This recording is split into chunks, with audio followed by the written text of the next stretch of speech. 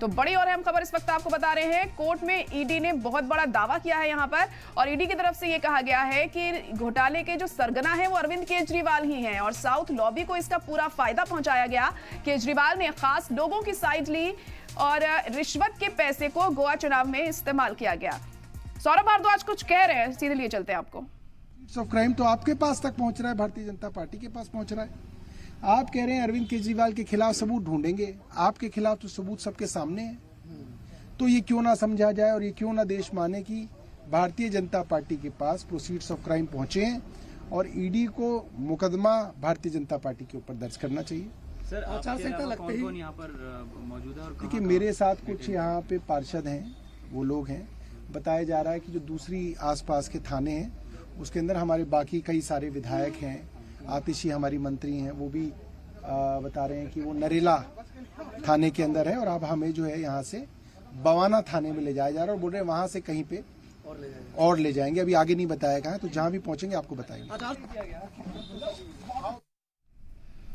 तो ईडी की तरफ से बड़ा दावा किया गया है कोर्ट में और कहा गया है कि इस घोटाले के सरगना अरविंद केजरीवाल ही थे और साउथ लॉबी को इसका पूरा फायदा पहुंचाया गया है। केजरीवाल ने खास लोगों की साइड ली है और रिश्वत के पैसे का इस्तेमाल गोवा चुनाव में किया गया।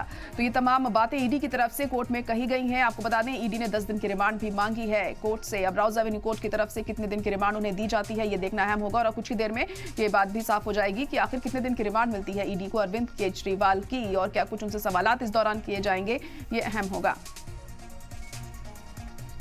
तो अरविंद केजरीवाल की गिरफ्तारी के बाद लगातार सियासत गरमाई हुई है। आम आदमी पार्टी के जो कारकुनान हैं वो सड़कों पर उतरे हुए हैं, न सिर्फ दिल्ली में बल्कि देश के अलग अलग इलाकों में इस बात की खिलाफत की जा रही है, मुखालफत इसकी की जा रही है। खास मेहमान हमारे साथ लगातार बने हुए हैं। प्रफुल्ल सरदार जी, आपके पास ये आना चाहूंगी। देखिए, शुरुआत से जब से हम देख रहे हैं कि समन जारी कर रही ईडी अरविंद केजरीवाल को और अरविंद केजरीवाल की तरफ से बार बार यही कहा जा रहा है कि मैं ईडी के सामने पेश नहीं होऊंगा। गिरफ्तारी का भी डर था उन्हें शुरू से ही, आतिशी भी बार बार इस बात को कह रही थी अगर वो पेश होंगे तो उनकी गिरफ्तारी हो जाएगी, लेकिन एट लास्ट हुआ वही, जितनी भी उन्होंने कोशिश करी। लेकिन अब देखिए, गिरफ्तारी तो उनकी हो ही गई है यहां पर। शायद अगर पहले पेश होते तो कुछ रियायत भी मिल सकती थी, क्या लगता है?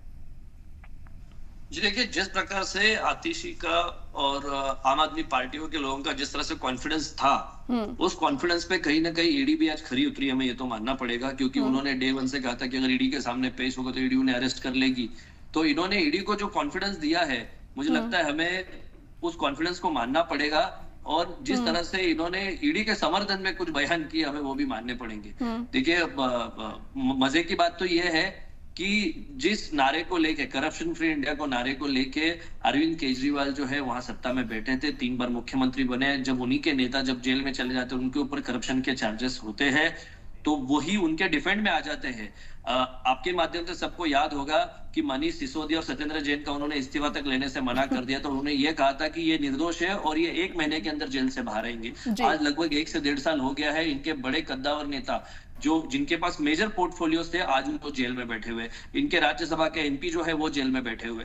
तो मुद्दा ये है कि करप्शन से कोई बच नहीं पाया है। आम आदमी पार्टी जिसका झंडा लेके दिल्ली के सड़कों पे उतरी थी, दिल्ली के लोगों का विश्वास जीता, आज उन्हीं के ऊपर करप्शन के चार्जेस है, वो प्रूव हो रहे, इसलिए 3 नेता अंदर है। रही बात अरविंद केजरीवाल की, तो उन्हें पता था कि कहीं ना कहीं करप्शन के छींटे जो है उनपे भी उड़ेंगे।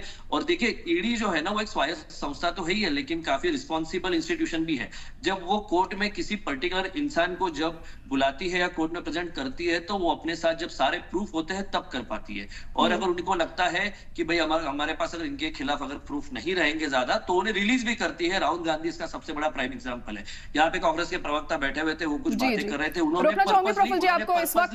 इसी बीच एक बड़ी खबर बता दे, केजरीवाल के काम करता था विजय नागर, ये भी ईडी की तरफ से कहा गया है। केजरीवाल पॉलिसी बनाने में शामिल विजय नागर। तो इस वक्त की अहम खबर आपको बता रहे हैं, केजरीवाल के रिश्वत मांगने के सबूत भी हैं ईडी के पास, ये उनकी तरफ से कहा गया। केजरीवाल के घर के पास रहता है विजय नागर, जिसका नाम यहां पर सामने आ रहा है। ये घर कैलाश गहलोत को अलॉट था। ईडी की तरफ से ये तमाम बातें कोर्ट में कही जा रही हैं, दलीलें दी जा रही हैं। केजरीवाल के लिए काम करता था विजय नायर, ये ईडी ने कहा है। केजरीवाल पॉलिसी बनाने में शामिल हैं। केजरीवाल के रिश्वत मांगने के सबूत भी ईडी के पास मौजूद हैं। तो अहम खबर इस वक्त आपको बता रहे हैं, तमाम दलीलें ईडी की तरफ से यहां पर अरविंद केजरीवाल के खिलाफ रखी जा रही हैं और सारी जानकारी हम आपको दे रहे हैं, पल पल की खबर। और अब देखिए विजय नायर का नाम यहां पर सामने आया है और उसकी मदद से ये पूरा घोटाला किया गया, ये ईडी की तरफ से कहा जा रहा है। केजरीवाल के लिए काम करता था विजय नायर। केजरीवाल पॉलिसी बनाने